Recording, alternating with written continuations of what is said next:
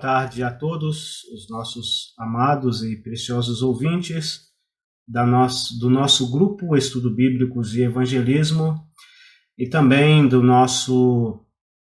nossa página, né, no Facebook, A Verdade que Liberta, e também do nosso perfil, né, o perfil Jesué da Silva Andrade. Para nós é um privilégio muito grande estar aqui com você. Deixe o seu like aí. Estamos começando mais um estudo bíblico, né? Continuação da nossa série de estudos sobre a igreja. Nós vamos estar estudando hoje sobre o governo da igreja local, né? Mais uma parte do nosso estudo, né, da palavra de Deus. Então, eu quero estar agradecendo a todos que estão nos acompanhando online nesse exato momento, né? Sua audiência é muito importante para nós. Estamos vendo várias pessoas online aqui. Eu não vou citar nomes, da outra vez eu citei, mas eu acho que eu não fui muito justo com isso. Deixei de citar várias outras pessoas. E não dá para mim ficar olhando no computador também quem entra, quem não entra durante a mensagem. Então eu quero pedir você que está nos ouvindo, que me perdoe por não ter te mencionado da outra vez, e hoje eu não vou fazer isso. Mas eu quero agradecer a todos. Nossos vídeos estão tendo uma boa audiência, boas visualizações, né? E agradeço a Deus grandemente por sua companhia, por sua audiência, né? E se você tiver alguma dúvida, é só deixar nos comentários a sua dúvida em relação ao assunto que nós estamos tratando. Mais uma vez eu quero destacar aqui que o nosso objetivo é estudar a palavra de Deus, a Bíblia Sagrada, na sua pureza e na sua simplicidade. Nosso objetivo aqui não é entrar em questões e contendas, mas é simplesmente dentro daquilo que temos aprendido com o Senhor, através da sua palavra, compartilhar com você. E nas Escrituras Sagradas, todos nós somos alunos, né? O único professor que nós temos é o Senhor Jesus Cristo, que através da sua palavra, na direção do Espírito Santo, nos ensina a sua verdade. Hoje nós vamos continuar, né, o nosso assunto. Hoje eu quero ler com você dois textos da Palavra de Deus. O primeiro se encontra em 1 Pedro, primeira carta que o apóstolo Pedro escreveu, capítulo 5.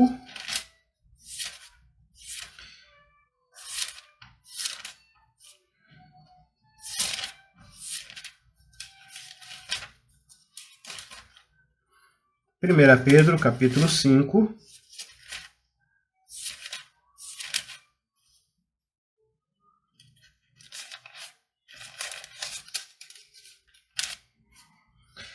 Nós vemos assim, 1 Pedro capítulo 5, versículo 1 até o versículo 4. Aos presbíteros que estão entre vós, admoesto eu, que também sou presbítero com eles, e testemunha das aflições de Cristo, e participante da glória que há de se revelar. Apacentai o rebanho de Deus que está entre vós, tendo cuidado dele, não por força, mas voluntariamente, não por torpe ganância, mas de ânimo pronto, nem como tendo domínio sobre a herança de Deus, mas servindo de exemplo ao rebanho. E quando aparecer o sumo pastor, alcançareis a incorruptível coroa de glória. Agora, Efésios, capítulo 4. Carta que o apóstolo Paulo escreveu aos Efésios, capítulo 4,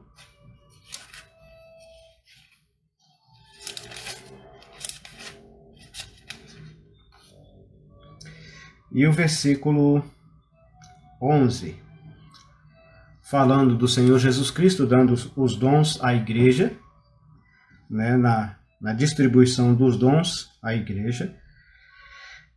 E ele mesmo, no caso aqui o Senhor Jesus Cristo, e ele mesmo deu uns para apóstolos, e outros para profetas, e outros para evangelistas, e outros para pastores e doutores. E ele mesmo deu uns para apóstolos, e outros para profetas, e outros para evangelistas, e outros para pastores e doutores. Que Deus assim nos abençoe, né, a sua palavra, e que através da mesma, em sua graça, ele venha falar aos nossos corações. Nós temos estudado sobre o governo da igreja local. Nós já vimos que o líder supremo da igreja, o chefe supremo da igreja local é o Senhor Jesus Cristo, o Filho de Deus. Ele que é o chefe da igreja em todos os seus aspectos. Mas como nós estamos pensando na igreja local, a igreja local ela é dele. Ele é apresentado nas Escrituras Sagradas como o bom pastor, aquele que deu a sua vida pelas suas ovelhas e aquele que comprou a igreja com seu próprio sangue. E quando aparece essa ideia lá em Atos, capítulo 20, versículo 28, nos é apresentado o Senhor Jesus Cristo como aquele que comprou a sua própria igreja, né, com seu próprio sangue. Então Deus, ele, na pessoa do seu Filho, comprou a igreja local. A igreja local ela é de Deus, né? Ela não é do homem, ou ela não é de homens, ela não é de uma organização, ela não é de uma federação, ela é de Deus. Então, quando um grupo de salvos, atraídos pelo Espírito Santo ao nome do Senhor Jesus Cristo e que regularmente reúnem-se em nome dele para adorá-lo, para louvá-lo, para aprender com ele através da sua palavra, o próprio Senhor Jesus Cristo é quem comanda, é quem governa essa igreja local. E o Senhor Jesus Cristo, como nós já vimos, usa 3 agentes para governar a sua igreja, que são o Espírito Santo, né, que ele enviou para nos guiar, para nos dirigir, para nos conduzir, a sua palavra, a Bíblia Sagrada, as Escrituras Sagradas, e o presbitério da igreja local. É uma pluralidade de anciãos, né? Um presbitério de uma igreja deve ser constituído pelo menos de 2 irmãos. E no último estudo nós consideramos esse detalhe das qualificações dos presbíteros, né? Quais as qualidades, quais os currículos de um presbítero, de alguém que nós devemos reconhecer como presbítero na igreja local. E veja bem, precisa ser mais de um, não pode ser um irmão só. E nós destacamos que, eu deixei isso claro no final do estudo, né, que essas qualificações, esses requisitos, esse currículo que nos é apresentado na palavra de Deus, é a minha opinião. Talvez você não concorde, eu vou respeitar, mas ao mais próximo disso. Existem algumas qualificações ali que, na minha compreensão, são indispensáveis, como ser marido de uma só mulher, como ser irrepreensível, como governar bem a sua própria casa, né? Existem outras que talvez possa faltar na pessoa, mas que isso possa vir a ser trabalhado, como por exemplo, uma pessoa que não sabe lidar direito com a sua ira, né? Enquanto ele não lida não aprende a lidar com a sua ira direito, ele não deve ser presbítero. Mas à medida que ele for amadurecendo, e ele for tendo autocontrole e se dominando, eu creio que ele vai ser e poderá ser reconhecido como presbítero em uma igreja local à medida que ele vai se corrigindo, né, nesta falha. Então, existe princípios ali que são indispensáveis, não pode ser quebrados. Existem outros que talvez a pessoa não tenha, mas ele pode vir a ter, né? E à medida que a pessoa vai amadurecendo, ele vai alcançando, ele vai melhorando, né? E nisso ele possa vir a ser reconhecido como presbítero. Mas hoje nós pensamos nisso, nós terminamos pensando nesse detalhe. Nós terminamos pensando nesse detalhe, que é a distinção entre presbíteros e pastores. Parece que eu estou entrando em contradição com aquilo que já falamos, mas não estamos entrando em contradição. Um irmão que é presbítero em uma igreja, que é reconhecido como presbítero em uma igreja local, ele continua sendo um irmão. Presbítero não é título. Presbítero não é título. Não é cargo, como muita gente pensa. Não é uma posição de destaque. Não é que ele está mais perto de Deus do que os outros irmãos. E ele tem mais poderes, e ele pode exercer poder sobre outros irmãos. Não é essa a ideia, né? Por isso até que nós lemos lá as orientações que o apóstolo Pedro dá aos presbíteros, a quem ele está dirigindo a sua carta. E vamos voltar nesse texto, porque há orientações aqui que o apóstolo Pedro nos deixa, na direção do Espírito Santo, ele nos deixa, que são fundamentais para um bom andamento de uma igreja local. Ele vai dizer, né, aos presbíteros que estão entre vós. Então Pedro ele está escrevendo-se aos cristãos dispersos, provavelmente cristãos judeus que estavam dispersos, judeus que haviam se convertido ao Senhor Jesus Cristo e formaram igrejas na região da Judéia, mas aí veio uma perseguição, e devido a essa perseguição, esses irmãos saíram de suas terras e foram dispersos. E nesses lugares para onde eles foram, formaram-se outras igrejas para onde eles foram dispersos. E agora Pedro está se dirigindo aos presbíteros, ou seja, com o passar do tempo, nessas igrejas, pessoas foram capacitadas pelo Espírito Santo, e essas pessoas foram reconhecidas como presbíteros. E agora ele está se dirigindo a essas pessoas dizendo: olha,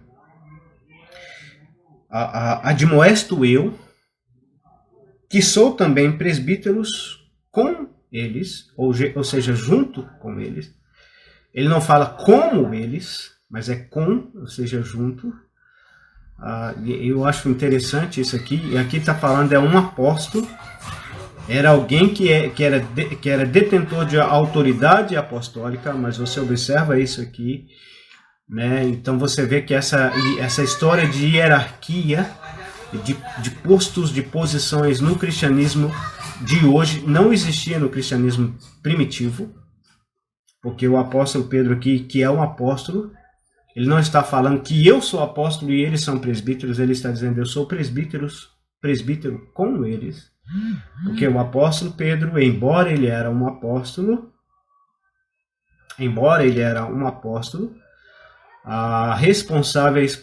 um dos responsáveis por lançar os fundamentos da igreja, que é as verdades neotestamentárias no que diz respeito à vida e prática das igrejas de Deus, ele está dizendo, eu sou presbítero com eles. O apóstolo Pedro era presbítero em uma igreja. Qual igreja é essa? Quando ele está escrevendo essa carta, não sei. Não sei de qual igreja. Sugere-se que ele foi um dos presbíteros em determinado momento, que ele foi um dos presbíteros da igreja de Éfeso. Sugere-se também que o apóstolo João também foi um dos presbíteros da igreja de Éfeso. Não sei. Há indícios históricos que tanto João como quanto Pedro estiveram um tempo na cidade de Éfeso. Então é bem provável que sim, mas particularmente eu não sei. Mas sei que ele era presbítero de uma igreja, junto com outros irmãos dessa igreja, e ele agora está se dirigindo a outros presbíteros. E ele fala, participante da glória que há de se revelar. Mas olha o que ele vai aconselhar no versículo 2. Apacentai. A mesma orientação que o apóstolo Paulo dá lá em Atos, capítulo 20, versículo 28. Apacentai o rebanho de Deus que há entre vós. Então, ele está se dirigindo a esses presbíteros e está dizendo, apacentai o rebanho de Deus que há entre vós. Então, é responsabilidade dos presbíteros de uma localidade apacentar, exercer o trabalho de pastores, cuidar, zelar, olhar, tomar conta de um rebanho sobre o qual o Senhor os constituiu, bispos, né, sobre o qual o Senhor os colocou nesse serviço sublime, o serviço de exercer o presbitério. Então ali eles deviam apacentar o rebanho. De quem que era o rebanho deles? Não era deles. O rebanho era de Deus. De vez em quando a gente ouve algumas coisas que deixam a gente preocupado. Outro dia eu vi alguém num certo canal de televisão dizendo, né, eu sou um pastor de uma determinada igreja e ali eu tenho as minhas ovelhas. Espera aí, desde quando as ovelhas é dele? As ovelhas, ela é do Senhor Jesus Cristo, não é do homem. E achei interessante ele falar minha igreja. A igreja não é do homem, a igreja é do Senhor Jesus Cristo. E o que comprova que a igreja é do Senhor Jesus Cristo são as suas mãos, que foram cravadas na cruz do Calvário, são os seus pés, são o seu lado, que ali foi transpassado. Nenhum outro homem, nenhum outro ser humano tem essa prerrogativa, somente o Filho de Deus, somente o Senhor Jesus Cristo, que derramou o seu sangue para resgatar, para comprar a sua própria igreja. A igreja local, embora ela tenha presbíteros, e esses presbíteros devem zelar, devem cuidar dela, ela ainda continua sendo do Senhor Jesus Cristo, não desses presbíteros, não desse homem, não desse irmão que começou o trabalho ali naquela localidade, que foi usado por Deus para plantar aquela igreja. Não, a igreja continua sendo e sempre será do Senhor Jesus Cristo. Agora, o que ele fala? Tendo cuidado dele. Zelo, cuidado. A ideia aqui é de um tesouro precioso, a qual você coloca alguém para vigiar, alguém para tomar conta, alguém para não deixar que esse tesouro seja roubado, seja furtado. Uma igreja local, ela é um tesouro. Como dói ouvir irmãos falando mal da igreja local, criticando a igreja local, que a igreja local é assim, que a igreja local é assada, que a igreja local tem esse problema, que a igreja local tem esses defeitos, e muitas das vezes criticando para outras, muitas das vezes até para pessoas do mundo. E às vezes, talvez a pessoa tenha sofrido realmente alguma situação, alguma desavença entre os seus irmãos local, mas muitas das vezes ele vai falar com pessoas do mundo, com pessoas que pertencem ao denominacionalismo, e é comum a gente ouvir isso. Não, sua igreja é desse jeito? Não, na minha igreja é diferente. Como se a igreja ela é de Deus. Por mais difícil, por mais complicado que seja a situação em uma igreja local, ela é um tesouro particular de Deus. Ela é a menina dos olhos de Deus naquela localidade. É interessante quando você lê o livro de Apocalipse, Apocalipse capítulo 2 e 3, O Senhor Jesus Cristo compara as igrejas ali como candeeiros de ouro. Ele não compara ela como candeeiros de barro, candeeiros de ferro, candeeiros de algum outro metal, mas do ouro, o metal mais precioso que existe. Por quê? Porque aos olhos dele, aos olhos do Senhor, aos olhos de Deus, cada igreja local ela é extremamente valiosa. Precisa ser guardada, precisa ser protegida, precisa ser valorizada. Então, que Deus em sua graça e misericórdia nos conceda, a mim e a você, o privilégio de ver a igreja local onde somos membros, como Ele próprio vê, como um ouro, como uma pedra preciosa, como um ouro precioso, como um tesouro precioso. E é isso que o apóstolo está ordenando aos presbíteros a fazerem. Olha, apacentai o rebanho de Deus que há entre vós, tendo cuidado dele, protegendo ele, guardando ele, né? Tirando ele do perigo daqueles que desejam fazer mal, tanto externos como internos. É interessante que nos versículos, no contexto de Atos 28, Atos 20 e 28, Paulo fala daqueles que se levantariam no meio da igreja ali e falariam coisas perversas para atrair os discípulos após si. Então, o presbitério, os presbíteros, são responsáveis por guardar a igreja local de ser destruída por inimigos externos, mas também por inimigos internos. Então, que Deus em sua graça e misericórdia nos conceda esse privilégio de ver a sua igreja como Ele mesmo a vê, como um objeto precioso, como um objeto valioso aos seus próprios olhos, aos olhos do próprio Deus. Mas ele fala, não por força, ou seja, um presbitério não deve se impor, colocar a sua vontade, o seu desejo. Eles não são ditadores, eles mandam e todo mundo obedece, não é assim. Eles não são, mas ele vai dizer, né, mas voluntariamente, ou seja, de boa vontade, não por torpe ganância, ou seja, esperando enriquecer-se em cima daquele rebanho, adquirir riquezas, ou adquirir glórias, ou adquirir conquistas, né, adquirir fama em cima daquele rebanho.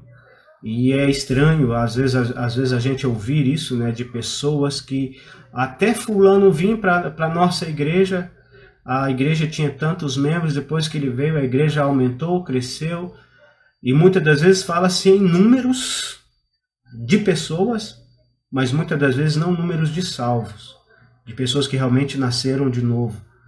Mas isso a gente percebe que por trás disso há um espírito de torpe ganância, ou seja, a pessoa que quer o destaque, que almeja o destaque.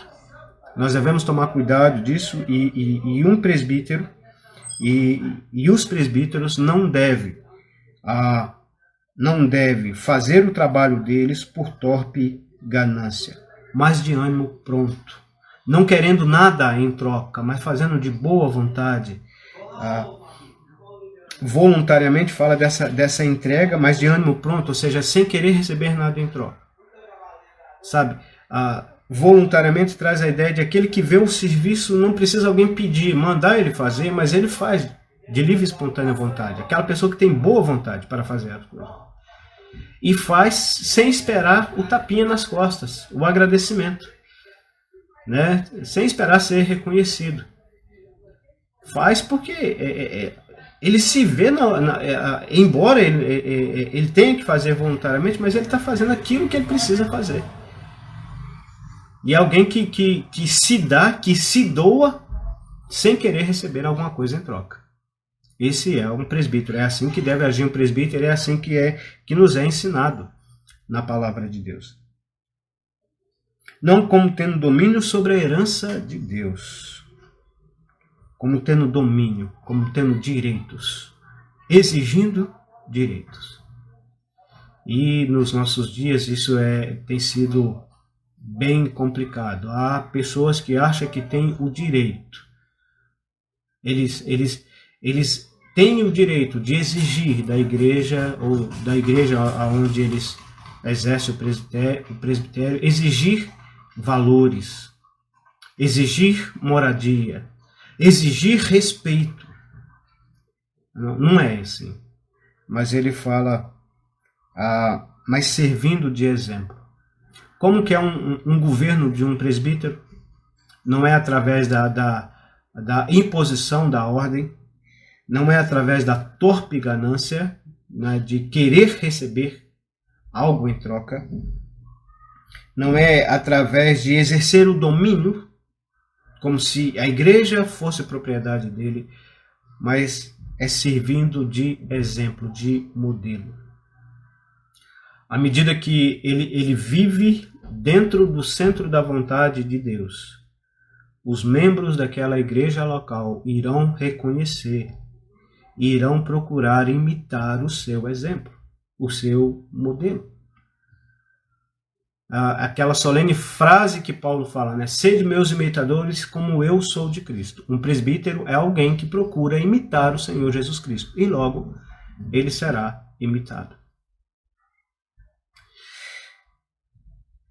E depois no versículo 4 nós vemos que o Senhor Jesus Cristo, o sumo pastor, quando ele aparecer, ou seja, eu creio aqui que está se referindo ao tribunal de Cristo, quando a igreja for arrebatada, né? Aqueles que morreram em Cristo ressuscitarão primeiro, nós os que estivermos vivos seremos arrebatados, e ali no céu passaremos pelo tribunal de Cristo, e ali o nosso sumo pastor, o Senhor Jesus Cristo, recompensará os seus presbíteros que foram fiéis, dando-lhes a incorruptível coroa de glória.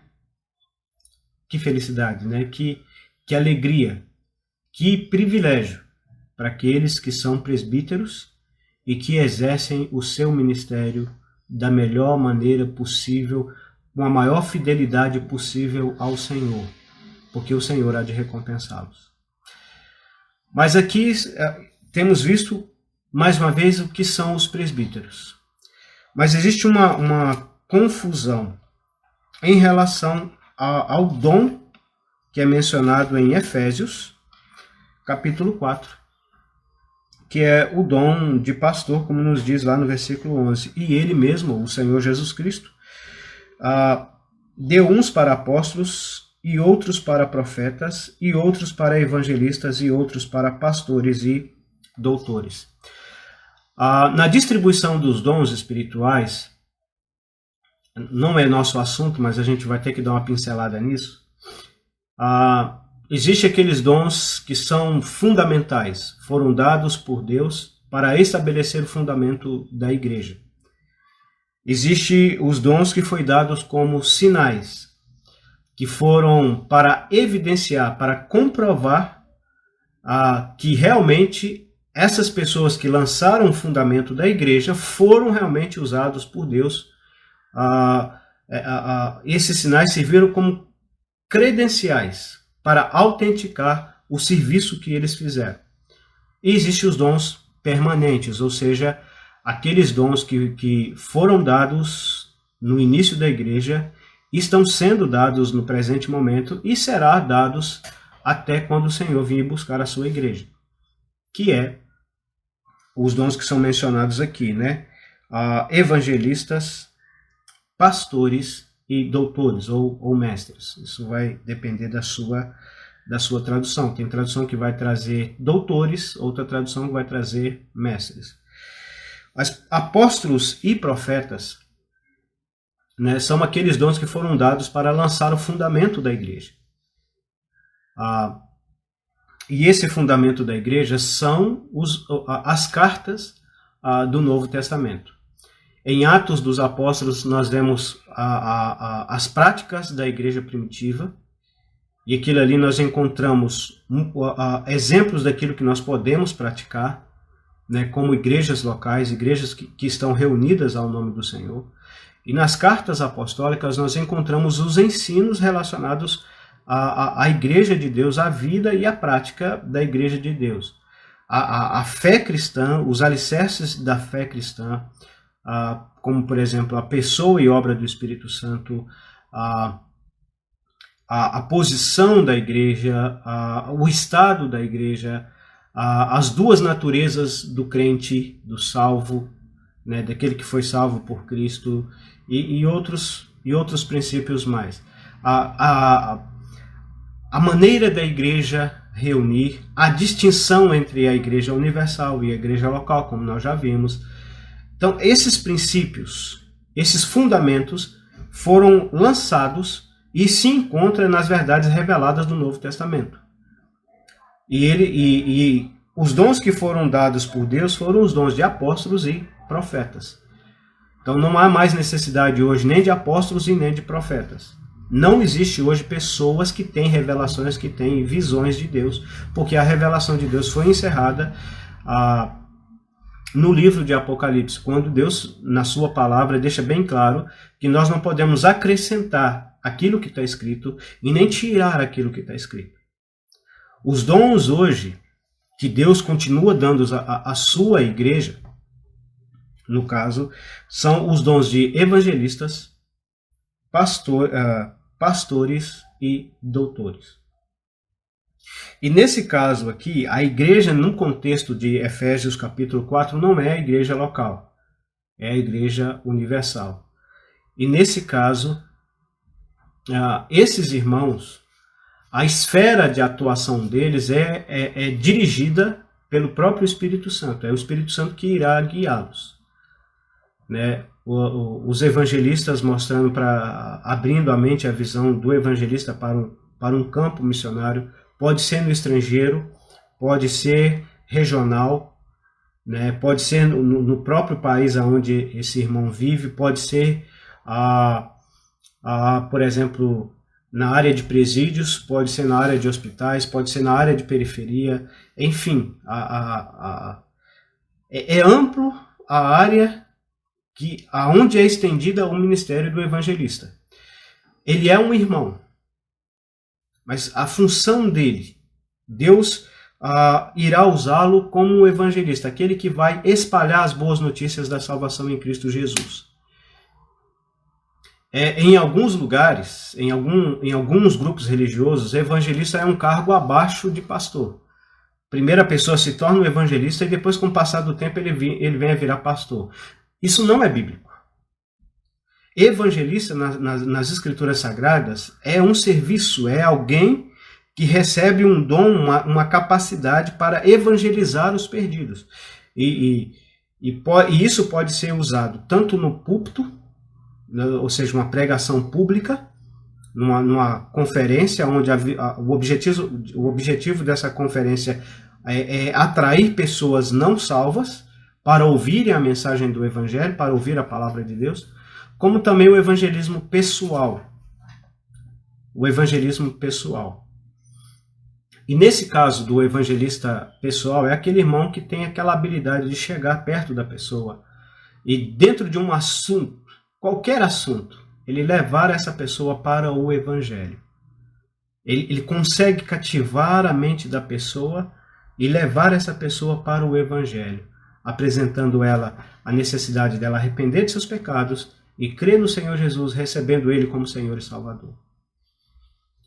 Em contrapartida, o irmão que recebeu o dom de pastor é aquele irmão que vai trabalhar com essa pessoa que foi evangelizada. O serviço de evangelista, aonde o serviço do evangelista termina? Por exemplo, a pessoa ouviu o evangelho, arrependeu e se converteu. Terminou o serviço do evangelista. Então ele vai evangelizar outra pessoa. Então entra o serviço do pastor e do ensinador, do doutor, que é mencionado aqui, ou mestre, né?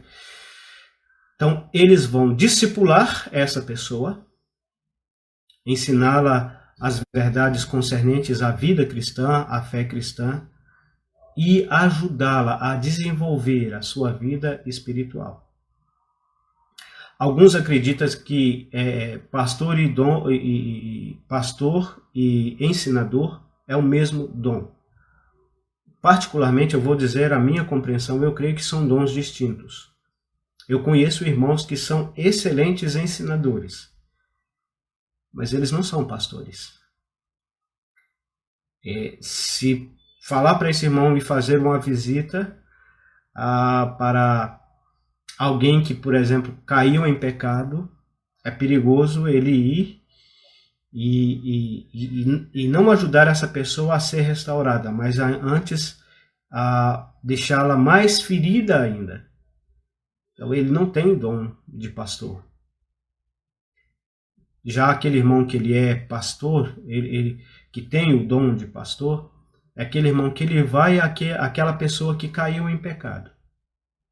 E ele consegue, ele é usado por Deus, é um instrumento nas mãos de Deus para restaurar essa pessoa à comunhão novamente com o Senhor e com a igreja local. É um irmão que tem uma habilidade, um tato para ir atrás das ovelhas que estão desviadas, né? Ou das ovelhas que estão doentes. É um irmão que tem uma habilidade especial.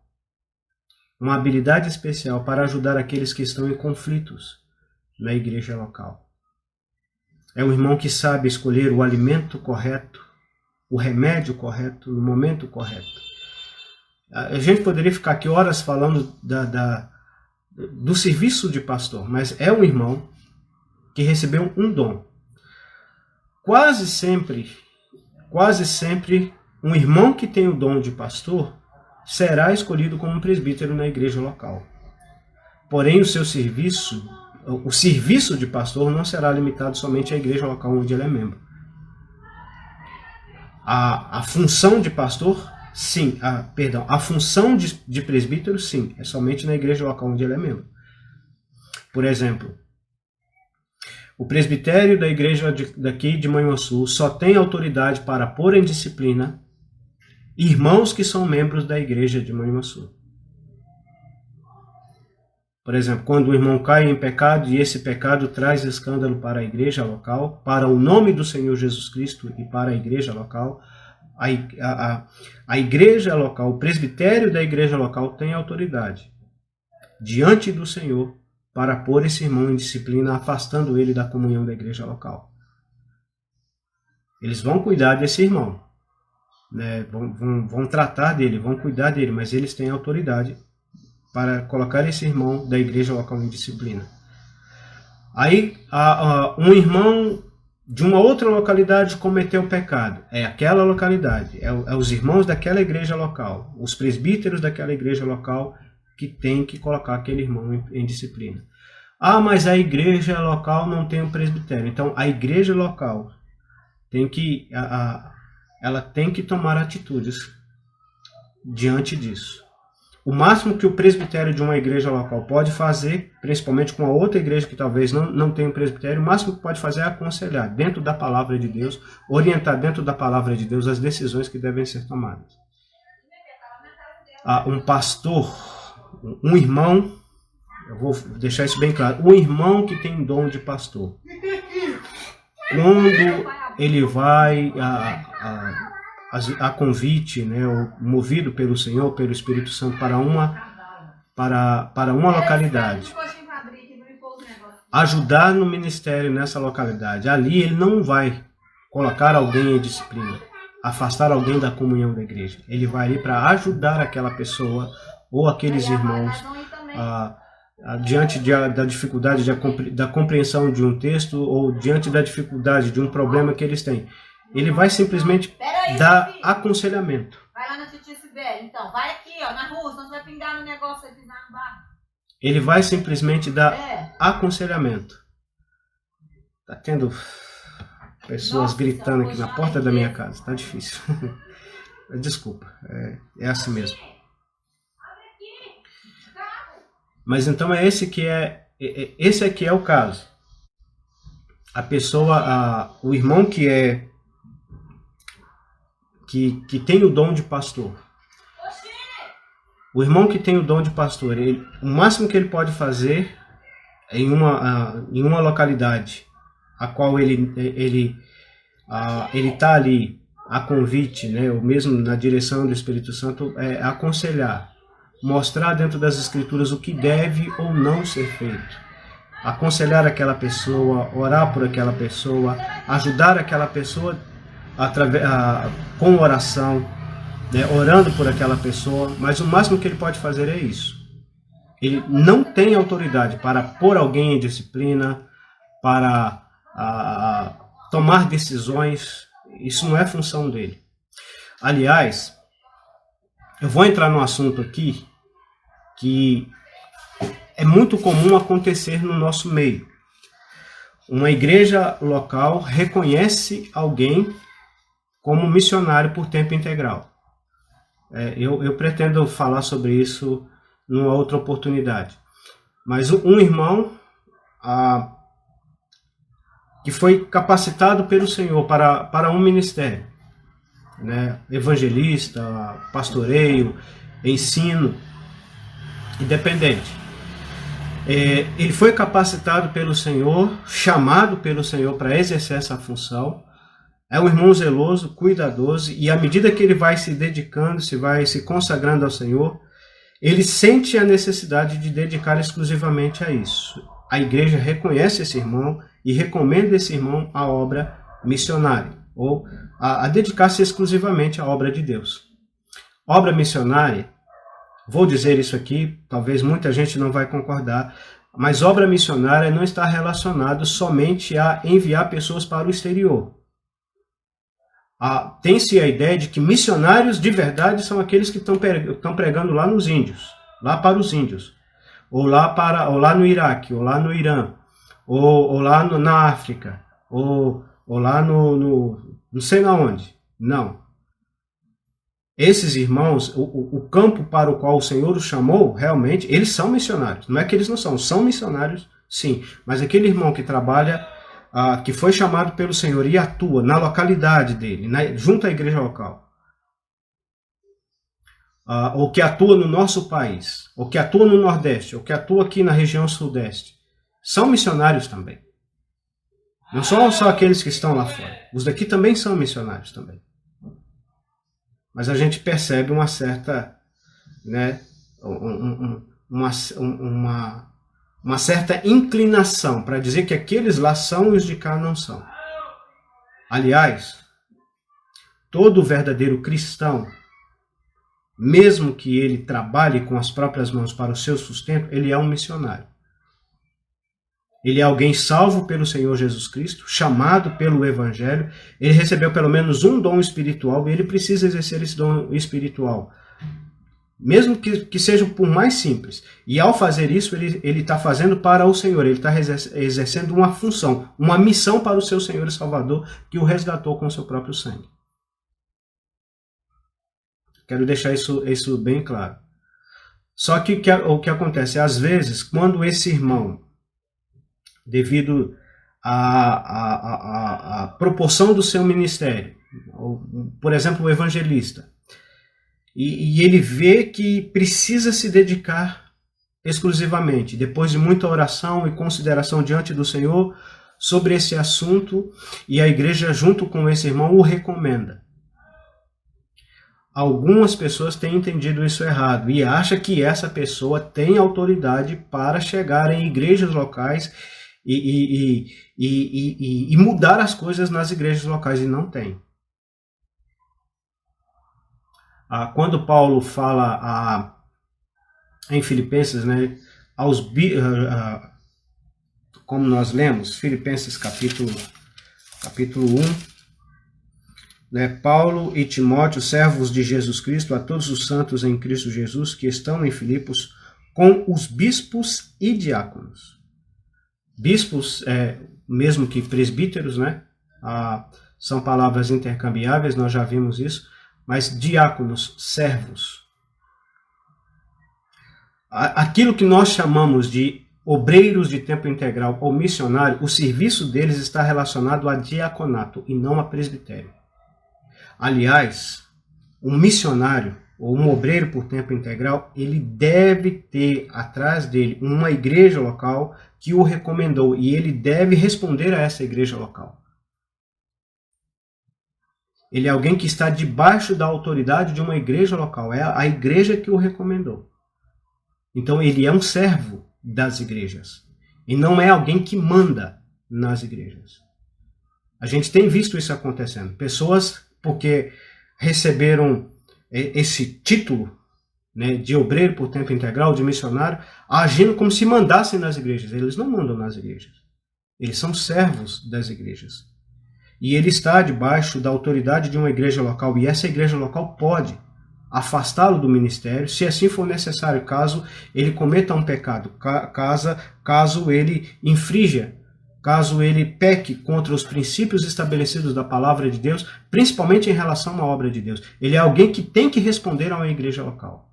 Se existe alguém que se diz um missionário, um obreiro por tempo integral, mas ele não tem uma igreja que o recomendou, uma igreja a quem ele responda, ele está errado, ele está fora das escrituras sagradas.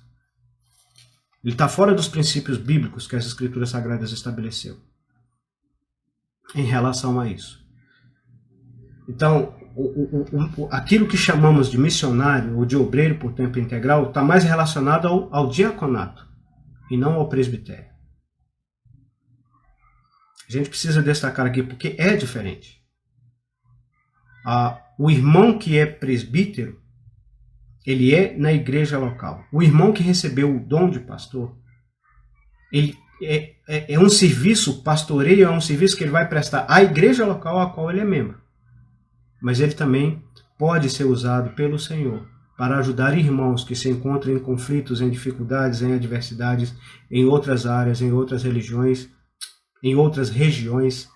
Perdão com o erro de algumas palavras aqui. Com erro, com pessoas com irmãos de outras regiões, né? Porque ele é um instrumento nas mãos de Deus e ele vai ser usado por Deus aonde for a vontade de Deus usá-lo. Assim como é também o evangelista, né? A gente observa isso, né? Filipe, em Atos capítulo 8, estava numa região pregando o evangelho, muitas pessoas se convertendo. Deus tira ele daquela região e leva para uma região deserta, para usar ele para evangelizar ali o eunuco, né?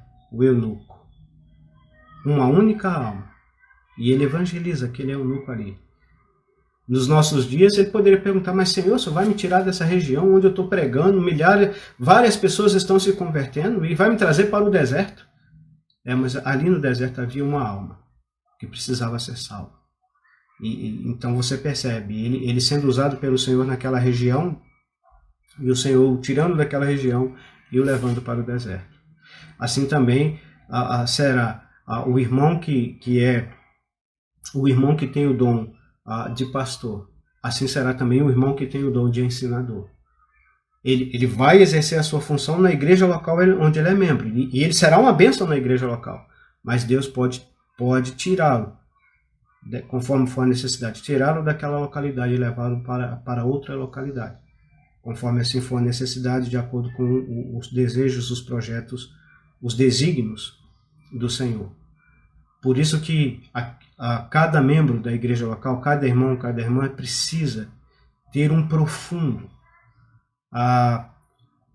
precisa amadurecer espiritualmente para saber qual é o local onde Deus deseja usá-lo, qual a hora onde Deus deseja usá-lo. E para isso ele precisa ter vida de oração, vida de estudo, vida de obediência à palavra de Deus. Mas um irmão que é evangelista, ele continua sendo um irmão. Evangelista é o serviço dele. O irmão que é pastor, ele continua sendo um irmão. O serviço dele é o serviço de pastor. O irmão que é ensinador, que é doutor, que é mestre, ele continua sendo um irmão. O serviço dele, a área de atuação dele, é a área de ensinador, de ensinar a palavra de Deus. Espero estar deixando isso bem claro. Se você tiver alguma dúvida, pergunte. Hoje eu estou tendo bastante dificuldade, né? pessoas conversando do lado de fora. Eu moro bem perto da rua, tem pessoas conversando do lado de fora, não tem como eu ir lá pedir elas para parar, e às vezes atrapalha alguma coisa, atrapalha até o raciocínio da gente. Eu peço perdão a você por isso, né? Mas creio que deixamos isso bem claro. Quem é o chefe da igreja local? O Senhor Jesus Cristo. Quem é usado pelo Senhor Jesus Cristo para governar a igreja local? O Espírito Santo, a palavra de Deus e o presbitério. Quem são os presbíteros? Os presbíteros são aqueles que são qualificados pelo Espírito Santo. São irmãos que se converteram e à medida que eles adquiriram experiências com o Senhor, né, através da oração, através da frequência das reuniões da igreja, através do envolvimento com a obra de Deus na igreja local, esses irmãos vão amadurecendo, essas qualificações vão aparecendo neles, então eles vão ser reconhecidos pela igreja local. Não é feita uma eleição, né, uma votação, não, vão sendo reconhecidos. É o reconhecimento. E eles continuarão sendo irmãos. Presbítero não é título. Presbítero é serviço. Esses irmãos, eles têm autoridade, sim, dentro da palavra de Deus. São irmãos que devem ser obedecidos. E eu quero destacar isso aqui. 1 Timóteo, capítulo 5. E nós vamos estar terminando, vamos ler 1 Timóteo, capítulo 5, versículo 17 até o versículo 20. Os presbíteros que governem bem sejam estimados por dignos de duplicada honra, principalmente os que trabalham na palavra e na doutrina. Porque diz a Escritura: não ligarás a boca ao boi que debulha, e digno é o obreiro do seu salário. Não aceita acusação contra o presbítero, senão com a boca de 2 ou 3 testemunhas. Aos que pecarem, repreendo-os na presença de todos, para que também os outros tenham temor. Então, os presbíteros que governam bem, que exerçam bem o seu ministério, devem ser estimados por dignos de duplicada honra. Tem tradução que vai dizer honorários. Principalmente os que trabalham na palavra e na doutrina. Pela tradução atualizada, dizer honorários, né, que é salário, pessoas que recebam salário. Tem havido uma confusão nisso aí, mas a ideia aqui é simples. Um irmão que exerce o presbitério, pode ser que ele se vê, ele sinta diante do Senhor, o Senhor toca no coração dele, e ele sinta diante do Senhor, obrigado a abandonar os seus serviços seculares para se dedicar exclusivamente ao serviço do Senhor. Fazendo isso, a igreja deve reconhecê-lo e deve ajudá-lo financeiramente falando, se isso for possível a essa igreja local. Se isso estiver nas condições financeiras dos membros dessa igreja local. Não é uma coisa imposta. Isso aqui é uma coisa que vem do Senhor. Se essa for a vontade de Deus para a vida de um irmão que exerce o presbitério, e essa igreja for uma igreja realmente espiritual, ela entenderá isso. O Espírito Santo moverá a mente e os corações para isso. Isso não é uma coisa imposta, não é uma regra, não é como muitos dizem, né? Não é o dogma. É um princípio das Escrituras Sagradas, e uma igreja com maturidade espiritual suficiente fará isso aqui da maneira mais simples e pura possível. E é o princípio que é ensinado, né? Não ligarás a boca ao boi que debulha, e digno é o obreiro do seu salário. Se ele trabalha, se ele precisa dedicar-se exclusivamente à obra de Deus, então é justo ele receber por aquilo. Mas claro que isso é algo que será feito num espírito de amor fraternal, não no espírito de imposição, no espírito de exercer a autoridade, de impor uma vontade dele. Será feito dentro da vontade do Senhor, dentro do tempo do Senhor, para a glória do nome do Senhor. Será algo que não vai ser pesado aos irmãos. né? Será algo que será feito da forma mais espiritual possível, né? E aqueles que levantam uma acusação contra os presbíteros, aliás, esse é um princípio que deve ser aplicado a todo cristão, mas principalmente aqueles que são presbíteros. Não podemos aceitar acusação contra um irmão que exerce, ou os irmãos que exercem o presbitério, senão pela boca de 2 ou 3 testemunhas. E aos que pecarem, tem gente que aplica esse versículo 20 aos presbíteros. Não é isso, não. O texto aqui está falando aos que pecarem, nesse sentido, aqueles que levantam a acusação contra um presbítero sem ter provas. E sem ser pela boca de 2 ou 3 testemunhas. Aqueles que ficam espalhando conversas. Então, essas pessoas devem ser repreendidas na frente de todos. Tem que ser deixado bem claro para essas pessoas que o que elas estão fazendo não é da vontade de Deus. Elas estão pecando, elas estão denegrindo a imagem de um servo de Deus, de um homem de Deus, de alguém que está procurando fazer a vontade de Deus no meio do povo de Deus, no meio da igreja de Deus, e isso não vai ser tolerado pela igreja local. Aos que pecarem, aqueles que levantam a acusação contra os presbíteros, eles têm que provar o que eles estão falando. Se eles não provarem, eles devem ser repreendidos na presença de todos. É isso que o texto está dizendo. Para que também tenham temor, para que parem com isso, para que tenham temor. 1 Tessalonicenses capítulo 5, versículo 12 e 13, nós vemos também mais orientações da palavra de Deus nesse sentido. Tessalonicenses 5, versículo 12 e 13. E rogamo-vos, irmãos, que reconheçais os que trabalham entre vós, e os que presidem sobre vós no Senhor e vos admoestam, e que os tenhais em grande estima e amor, por causa da sua obra. Tende paz entre vós. Reconheçam, e rogamos que reconheçais os que trabalham entre vós, ou seja, eles não trabalham sobre nós, eles trabalham entre nós, são nossos irmãos. É interessante isso. Nunca na palavra de Deus você vê a palavra de Deus colocando os presbíteros acima, assim entre. Eles exercem a liderança, mas eles estão entre nós. Né? Os que presidem sobre vós e vos admoestam. E eles trabalham, né? O trabalho deles, eles são liderança, né? Eles exercem a liderança sobre nós e eles nos admoestam, nos ensinam. Que os tenhais em grande estima e amor, por causa da obra. A obra que eles fazem é uma coisa muito séria. O serviço que eles fazem, o trabalho que eles fazem, é um trabalho muito sério. Deve ser valorizado por nós. Outro texto que também a gente pode ver orientações nele sobre isso é Hebreus, capítulo 13, do versículo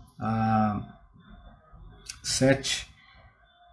Lembrai dos vossos, a minha tradução vai dizer pastores, né, mas tem uma tradução que traduz guias, eu acho essa melhor, nesse sentido, que vos falaram uma palavra de Deus, a fé dos quais imitais, atentando para a sua maneira de viver.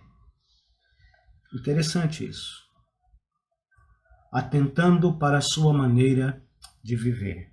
Lembrai-vos dos vossos pastores, né, que vos falaram uma palavra de Deus, a fé dos quais imitais, atentando para a sua maneira de viver. Um presbítero precisa zelar por sua conduta, porque a sua conduta será imitada por aqueles membros da igreja a qual ele faz parte. Então, por isso que Paulo fala, né? Olhai por vós, ou seja, nós estamos sendo observados. O cristão está sendo observado. Os presbíteros, como é no caso aqui, estão sendo observados. E a sua maneira de viver. E é triste pessoas que se dizem lideranças do povo de Deus mas as suas vidas estão completamente fora da vontade de Deus. É triste isso.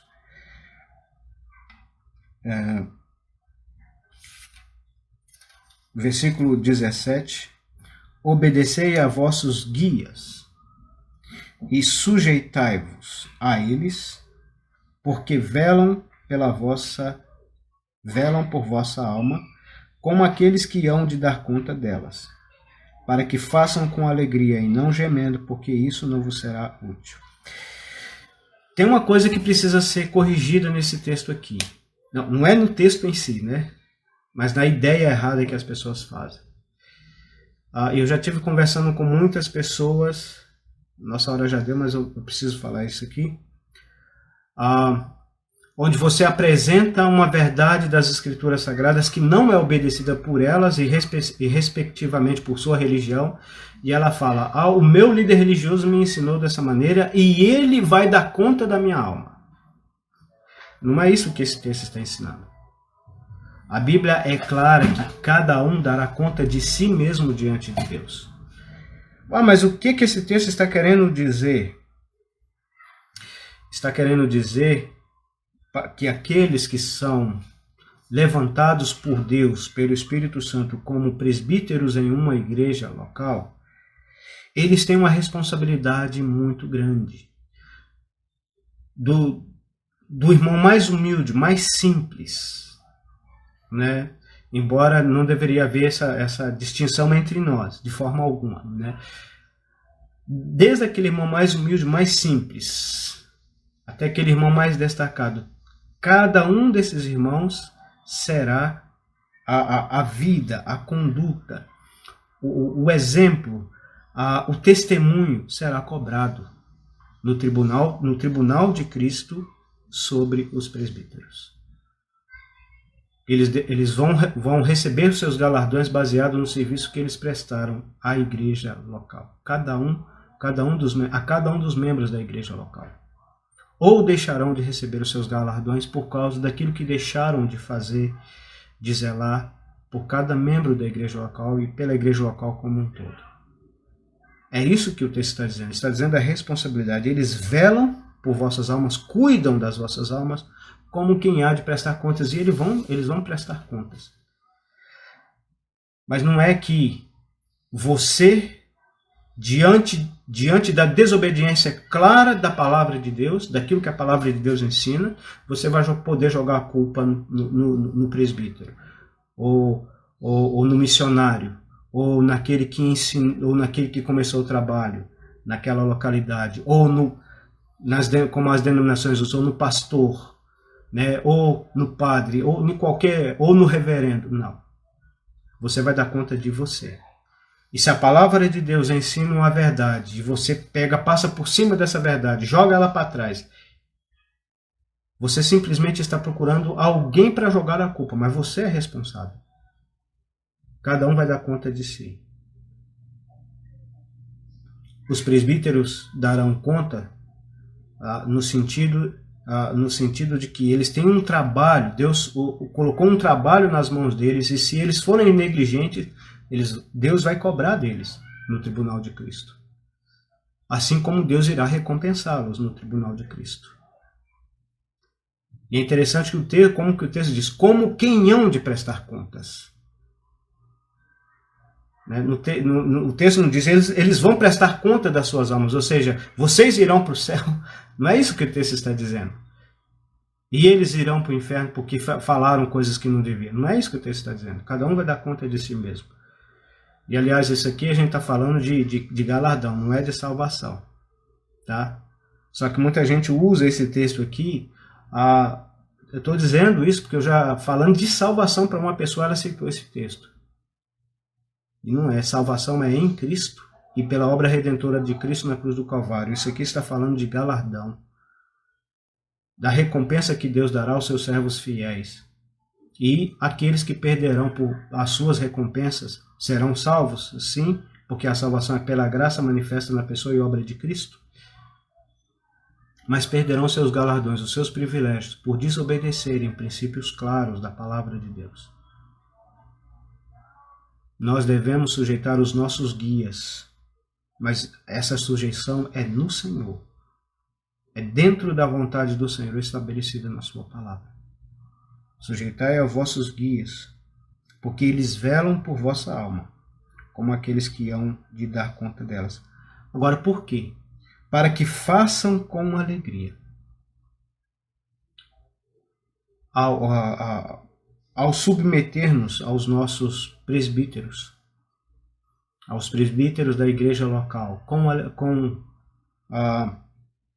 obedecendo as instruções, os ensinos da palavra de Deus, colocando em prática aquilo que eles nos ensinam, na pureza e simplicidade das Escrituras Sagradas, vai fazer com que eles sejam animados, eles tenham um ânimo e façam o serviço com alegria, com disposição e não gemendo, sofrendo.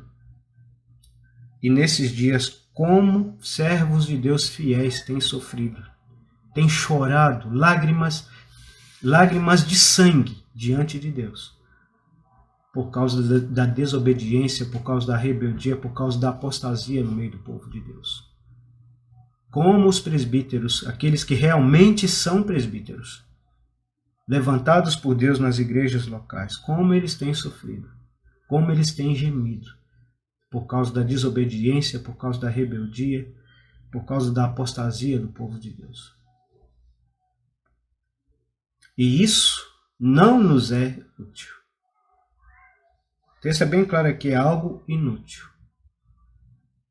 É algo inútil. Só tem trazido tristeza, só tem trazido prejuízo, só tem trazido angústia para os servos de Deus fiéis. E é algo que eu tenho pensado. Muito tem se falado, né, no coronavírus, e eu tenho pensado, por que Deus permitiu o coronavírus? Não será por causa da nossa desobediência? Do passarmos por cima dos ensinos, dos princípios da palavra de Deus? Por fazer nossos irmãos que zelam dos princípios da palavra de Deus sofrem, choram, sofrerem? Será que Deus não está puxando a nossa orelha? Não está querendo nos colocar no trilho da obediência novamente, porque temos sido desobedientes? Que Deus, na sua graça e misericórdia, nos ajude. Eu espero que você tenha entendido realmente o que é o governo de uma igreja local à luz das Escrituras Sagradas. O que realmente é um presbítero. O que é realmente um irmão que tem o dom de pastor junto à igreja de Deus. E que realmente nós possamos nos ater àquilo que as Escrituras Sagradas ensinam sobre o governo de uma igreja. Não é aquilo que a cristandade tem apresentado. O chefe da igreja é Cristo. Ele governa a sua igreja pelo Espírito Santo, pela sua palavra, pelos presbíteros. E nós precisamos ser submissos aos nossos presbíteros. Que Deus assim nos abençoe. Até uma próxima oportunidade. Muito obrigado. E esperamos que brevemente, talvez até amanhã, né? Hoje é dia 21, se Deus permitir, né? Amanhã talvez, eu vou planejar ainda, a gente deve postar mais um vídeo. Encerramos esse assunto, né? O assunto do governo da igreja. Se você tiver alguma dúvida ainda, a gente pode esclarecer alguma coisa depois. Mas devemos seguir. Provavelmente vamos começar a estudar sobre as reuniões da igreja local. O que a Bíblia ensina sobre as reuniões de uma igreja local. Deus abençoe a todos e até a próxima oportunidade. Tchau, tchau.